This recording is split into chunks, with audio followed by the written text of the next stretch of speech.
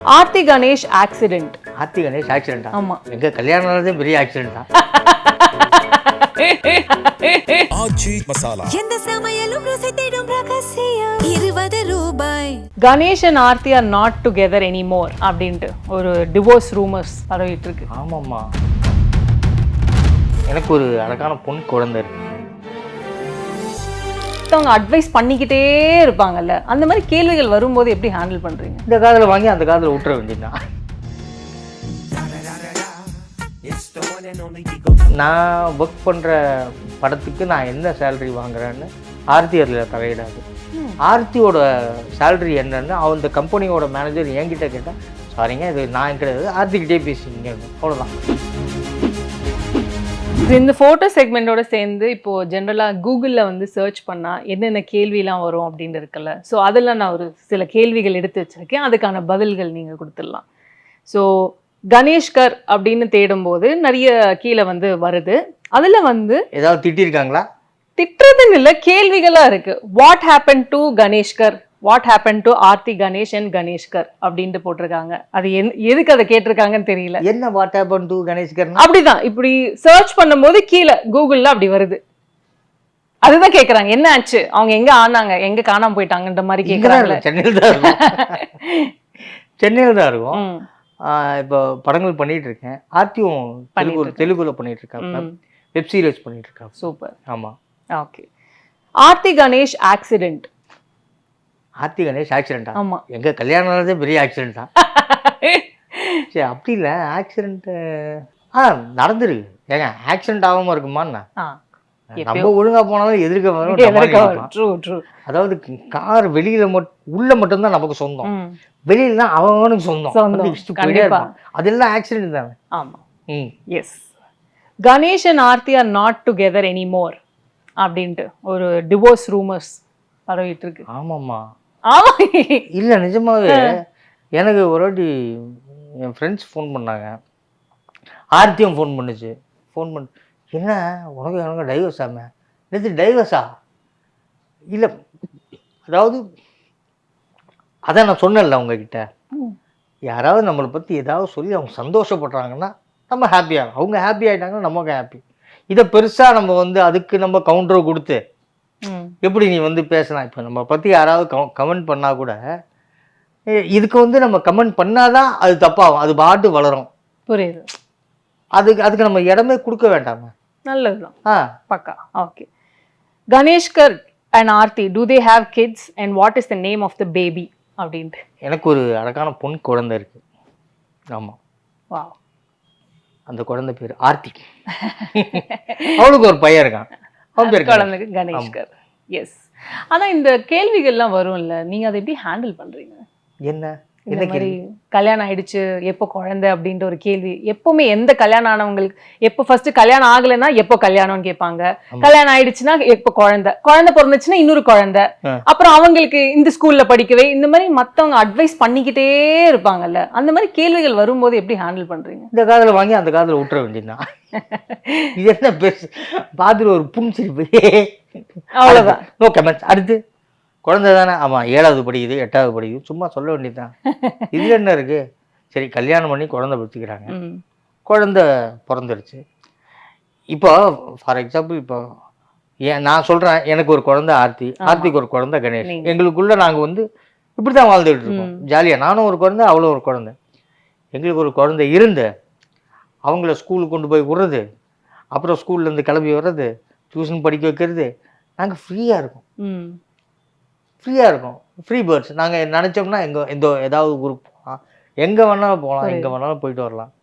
So கடவுள் வந்து எங்களை ஹாப்பியாக இருக்கிறதுக்காக இந்த மாதிரி வச்சுருக்காருன்னு நினச்சி கடவுள் தேங்க்ஸ் சொல்லலாம், அவ்வளோதான். கண்டிப்பாக. ஆக்சுவலி ஒரு ரியாலிட்டி ஷோலையுமே வந்து உங்கள் 2 பேர் பார்த்து நான் ரொம்ப வியந்தது வந்து என்னென்னா, ஜென்ரலாகவே இந்த எல்லா வைஃப்ஸுமே வந்து சப்போஸ் எங்கேயாவது ஹஸ்பண்ட்ஸ் வெளில போனாங்கன்னா ஒரு மாதிரி எப்போ வருவீங்க அப்படின்லாம் கேட்குறது, அந்த மாதிரிலாம் நிறைய இருக்கும். ஆனால் சம்பேர் நான் அவங்கள பார்க்கும்போது வந்து எதுவுமே இல்லை, இவ்வளோ ஃப்ரீயாக வந்து ஆர்த்தி அக்கா வந்து விடுறாங்க அப்படின்னு தான். இப்போ ஒன்றும் இல்லை, ஒரு பெரிய விஷயந்தான். அதாவது நீங்கள் ஏதோ ஒன்று சொன்னீங்க, நான் லேட்டாக போயிட்டு லேட்டாக வருவேன், ஆனால் அவங்க எதுவுமே சொல்ல மாட்டாங்க அப்படின்ற மாதிரிலாம் நீங்கள் சொல்லியிருக்கீங்க. அவங்க அது ரொம்ப ஈஸியாக ஹேண்டில் பண்ணாங்க. நிறைய வைஃப்ஸ் வந்து அதை அவ்வளோ ஈஸியாக ஹேண்டில் பண்ண மாட்டாங்க, பயங்கரமாக சண்டை போடுவாங்க. ஏன் லேட்டாக வருவேன்ட்டு சொல்லவும் மாட்டிக்கிறீங்க அப்படின்ற மாதிரிலாம். ஆனால் அந்த ஒரு பாண்டிங் ஒன்று உங்கள் 2 பேருக்குள்ளே இருக்குல்ல, சுற்றி நாங்கள் ஹஸ்பண்ட் அண்ட் ஒய்ஃப் இந்த மாதிரி குட்டி குட்டி விஷயங்களுக்கு சண்டை போட்டு பார்த்துட்டு உங்களை பார்க்கும்போது எனக்கு ரொம்ப வியப்பாக இருக்குது. தேங்க்யூ. ஸோ கண்டிப்பாக அதை பற்றி பேசியே ஆகணும். ஏன்னா ஆச்சரியமாக இருக்குது, எப்படி 2 பேரும் இப்படி இருக்கீங்க அப்படின்னு தான் இருக்குது. அதெல்லாம் ஒன்றும் பெரிய விஷயம்லாம் கிடையாது, பெரிய கம்ப சூத்திரம் கிடையாதுங்க. இது சாதாரண விஷயங்க. நம்ம மனசு தாங்க காரணம். கண்டிப்பாக மனசு, அன்பு, உண்மையான அன்பு அது இருந்தாலே போதும். அதாவது எங்களுக்குள்ள ஹஸ்பண்ட் ஒய்ஃப் அப்படின்ற ஒரு இதுவே கிடையாது இப்போ வரைக்கும். நானும் ஆர்த்தியும் ஃப்ரெண்ட்ஸ் தான். ஹஸ்பண்ட் ஒய்ஃபாக இருந்தால் தான் ஈகோ இருக்கும். கண்டிப்பாக. ஏய் நான் புருஷன், நீ பொண்டாட்டி, நீ இப்படி தான் இருக்கணும்னு இவன் நினைப்பான். ஏய் நான் பொண்டாட்டி, நான் சொல்கிறது தான் நீ கேட்கணும் அப்படின்ற மாதிரி இருக்கும். நீங்கள் அஃப்கோர்ஸ் நீங்கள் சொன்ன மாதிரி ஒய்ஃப் வந்து ஃபோன் பண்ணி அவன் அப்போ தான் வெளில போயிடுவான். எப்போ வருவேன், எங்கே இருக்கிற, இவ்வளோ நேரம் ஃபோன் எங்கேஜ்லேயே இருந்து யார் கூட பேசியிருந்த, அதுக்குள்ள அவன் படுற பாடு இருக்க கண்டிப்பாக பாவம் இல்லை. எத்தனை பேர் சாயந்தரம் பார்த்தீங்கன்னா பைக்லேயும் சரி கார்லேயும் சரி வேகமாக போயிட்டு இருப்பான். ஏன் அத்தனை ஃபோன் ஒய்ஃப் கிட்ட இருந்து எப்போ வரும், வந்துட்டு இருக்கேன், எங்கே வரேன், வாகினி ஸ்டுடியோ தாண்டிட்டேன், ஏவிஎம் ஸ்டுடியோ தாண்டிட்டேன். அதெல்லாம் ஆக்சிடென்ட்லாம் எவ்வளோ ஆகிருக்கும். புரியுது. ஒரு அண்டர்ஸ்டாண்டிங் வேணும். ஆர்த்தி வந்து என் ஃபோன் இது வரைக்கும் ஃபோன் இருக்குன்னா கால் வந்துச்சுன்னா யார் ஃபோன் பண்ணுறது பார்த்தது நோ, யார் கூட இவ்வளோ நேரம் பேசியிருந்தேன், எங்கேஜ்லேயே இருக்கேன், அதெல்லாம் இல்லை. எப்போ வருவேன், நானே ஃபோன் பண்ணி சொல்லுவேன், நான் மத்தியானம் லஞ்சுக்கு வருவேன், அப்படி இல்லைன்னா லஞ்சுக்கு அப்புறமா ஒரு 4 மணிக்கு வருவேன். அந்த 4 மணியும் தாண்டிடுச்சுன்னா நைட்டு ஒரு 9 மணிக்கு கால் வரும், நான் சாப்பிட போகிறேன், நீ எத்தனை மணிக்கு வருவேன், அவ்வளோதான். இடையில எந்த ஒரு டிஸ்டர்பன்ஸும் கிடையாது. நான் ஹாப்பியாக இருக்கிறது தான் ஆர்த்திக்கும் ஹாப்பி. கண்டிப்பாக. இந்த மாதிரி அங்கே போகாத, இந்த ஃப்ரெண்ட்ஸோட சேராத, அப்படிலாம் ஒன்றுமே கிடையாது. நான் ஃப்ரீயாக இருப்பேன். அதாவது நான் ஒர்க் பண்ணுற படத்துக்கு நான் என்ன சேலரி வாங்குறேன்னு ஆர்த்தி அதில் தலையிடாது. ஆர்த்தியோட சேலரி என்னன்னு அந்த கம்பெனியோட மேனேஜர் என்கிட்ட கேட்டால், சாரிங்க இது நான் கிடையாது, ஆர்த்திக்கிட்டே பேசிங்க, அவ்வளோதான். ஸோ இது எல்லாத்தையுமே ஜாலியாக எடுத்துக்கணும், ஃப்ரெண்ட்லியாகவே எடுத்துக்கணும். அது இப்போ நிறைய பேர் சொல்லுவாங்கல்ல, 2 பேரும் ஒரே இண்டஸ்ட்ரியில் இருந்துச்சுன்னா இன்னும், ஏன்னா ஈஸியாக தெரிஞ்சிடும் என்ன இண்டஸ்ட்ரியில் நடக்குது அப்படின்ற மாதிரி, ஈஸியாக இன்னும் நிறைய சண்டைகள் வரும்ன்ட்டு. 2 பேரும் ஒரே இண்டஸ்ட்ரியில் இருக்கீங்க, பட் ஆனால் இதனாலே எதுவும் சண்டைகள் அந்த மாதிரி எதுவும் வந்ததே இல்லையா? வந்துருக்கு. நான் முதல்ல நிறைய திருட்டுத்தெல்லாம் பண்ணியிருக்கேன். அதாவது தெரிஞ்சால் மாட்டிப்போமோ, இப்படி ஆகிடுமோ அப்படி ஆகிடுமோ அப்படின்னு சொல்லிட்டு நான் ஒரு வாட்டி ஷூட்டிங் வந்து ஒரு காலேஜில் ஷூட்டிங், அது வந்து சொல்லிட்டேன் 16th வந்து ஷூட்டிங் இருக்குதுன்னு சொல்லிட்டேன். எப்போ 10th சொல்லிட்டேன். ஓகே, ஃபார் எக்ஸாம்பிள் 10th சொல்லிட்டேன் 16th ஷூட்டிங் இருக்குதுன்னு. ஆனால் எனக்கு 14th சொல்கிறாங்க, இல்லை ஷூட்டிங் இல்லை, கேன்சல் ஆகிடுச்சு. அந்த 16th வந்து நீங்கள் வேறு என்ன யூஸ் பண்ணீங்க. ஓகே நான் பண்ணேன், ஃப்ரெண்ட்ஸ் எல்லாம் கூப்பிட்டேன், நம்ம தடா ஃபால்ஸ்னு ஒன்று இருக்குது, அங்கே போயிடலாம், காலையில் நான் மாதவரம் வந்து பிக்கப் பண்ணிக்கிறேன் எல்லாருக்கும் சொல்லிட்டு நான் வந்து போயிட்டேன். வீட்டில் காலையில் 8 மணிக்கு 9 மணிக்கு அங்கே ஷூட்டிங்னா 8 மணிக்கு அங்கே ஸ்பாட்டில் இருக்கணும். ஆர்த்தி எழுப்புவாப்பில் சீக்கிரமாக கிளம்புடணும். நான் டச்சப் பையன்கிட்ட அசிஸ்டன்ட் சொல்லிட்டு காலைல 7 o'clock வந்துடுட்டு. எனக்கு தான் தெரியும் நான் வந்து ஷூட்டிங் போகல, அங்கே போகிறேன்னு. ஆர்த்திக்கு வந்து ஷூட்டிங் போகிறேன்னு சொல்லிட்டு கிளம்பியாச்சு.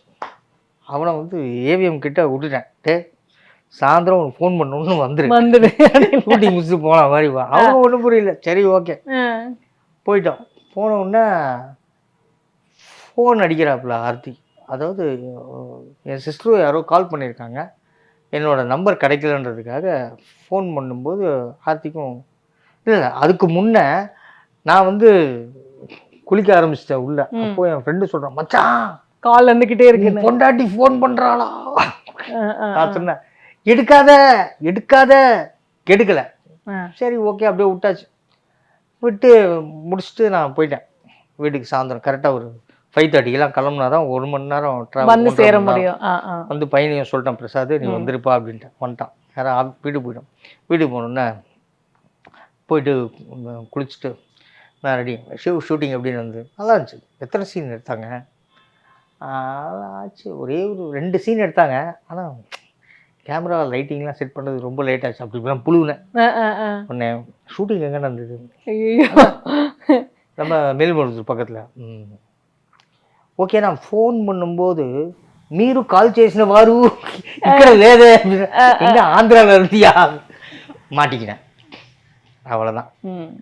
இந்த மாதிரி இங்கே ஷூட்டிங் வந்துட்டாரா அது இதெல்லாம் கேட்கல, நானே மாட்டிக்கிட்டு அதுக்கப்புறமா ஓகே நான் இப்படி தான் உண்மையே சொல்லிடலாம், ஜாலியாக இருக்க தான் போனேன்.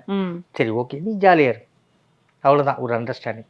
ஃபார் எக்ஸாம்பிளுக்கு இது ஒரு இந்த மாதிரி நிறைய இடத்துல நிறைய பட் ஆனா அதை புரிஞ்சுக்கிறாங்கல்ல, அதுவே ஒரு பெரிய விஷயம் தான். கண்டிப்பா அது நிறைய பேர் புரிஞ்சுக்க மாட்டாங்க. நிறைய ஹஸ்பண்ட் ஒய்ஃப் வந்து புரிஞ்சுக்காம இது ஒரு கரோன்னு வச்சு அவன் எங்கே போனாலும் இவன் இப்படி தான் போகிறான்.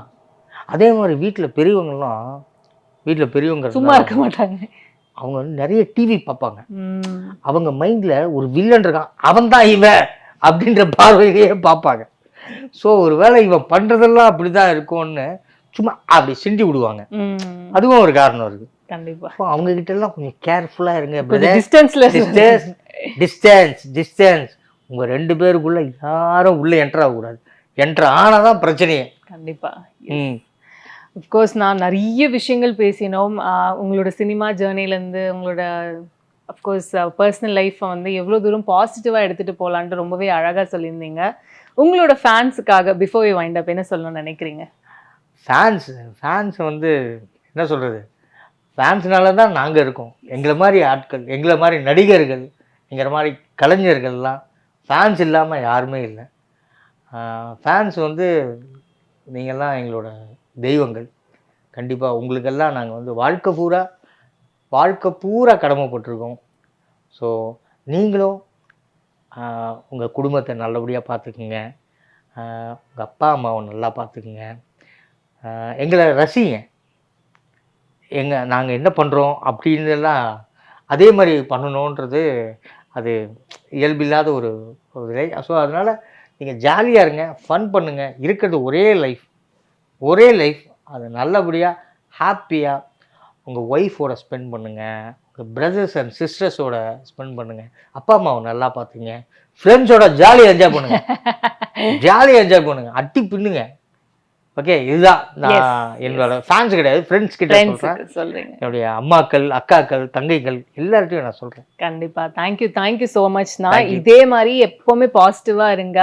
அண்ட் இந்த ஆரா சொன்னல அந்த பாசிட்டிவ் ஆராவை எப்பவுமே ஸ்ப்ரெட் பண்ணிக்கிட்டே இருங்க. Thank you so much. இன்னும் நிறைய ப்ராஜெக்ட்ஸ் பண்ணணும்ட்டு my best wishes. Thank you sister. Thank you so much. Love you. Bye. Aachi Masala. எந்த சமையலும் ருசி தேடும் ரகசியம் 20 ரூபாய்.